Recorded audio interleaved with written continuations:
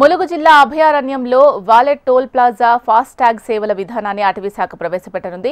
ఏటూరు నాగారంలో ఈ విధానాన్ని అమలు చేశారు. ఫాస్ట్ ట్యాగ్ విధానంతో నిరంతర పర్యవేక్షణ, అక్రమ రవాణాకు అడ్డుకట్టపడే అవకాశం ఉంటుందని డీఎఫ్ఓ రాహుల్ కిషన్ తెలిపారు. ఫాస్ట్ ట్యాగ్ విధానం ద్వారా వచ్చిన ఆదాయాన్ని వన్యప్రాణుల ఆవాసాల అభివృద్ధికి ఖర్చు చేయనున్నట్లు తెలిపారు.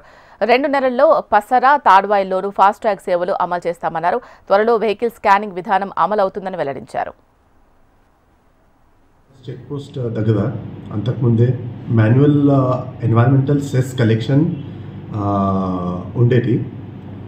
నా with the help of ICICI bank అది ఫాస్ట్ ట్యాగ్ కింద కన్వర్ట్ చేయడం జరిగింది. ఫాస్ట్ ట్యాగ్ అంటే అది automatic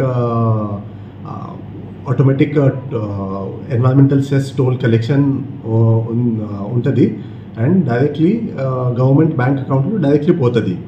so this is to reduce the manual intervention and to enhance the transparency for అన్ని పబ్లిక్కి అది చేయడం జరిగింది. ప్రెజెంట్లీ ఏటూరు నగరం చెక్ పోస్ట్ మొత్తం ఫాస్ట్ ట్యాగ్ రూపంలో కన్వర్షన్ చేయడం జరిగింది. నెక్స్ట్ పసరా చెక్ పోస్ట్ కూడా ఇన్ ది ప్లాన్ ఉంది అండ్ దాని తర్వాత తాడ్వాయి చెక్ పోస్ట్ కూడా ఫాస్ట్ ట్యాగ్లో కన్వర్ట్ చేయడానికి ప్లాన్ ఉంది.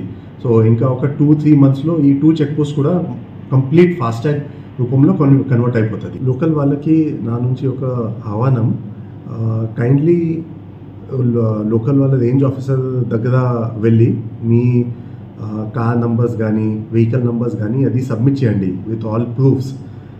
అది నా సిస్టంలో ఫీడ్ అయిపోయి లోకల్ వాళ్ళ వెహికల్స్కి ఏం టోల్ కాకుండా ఉంటుంది, బట్ బయట నుంచి వెహికల్ వస్తే వాళ్ళకి ఖచ్చితంగా టోల్ ఉంటుంది.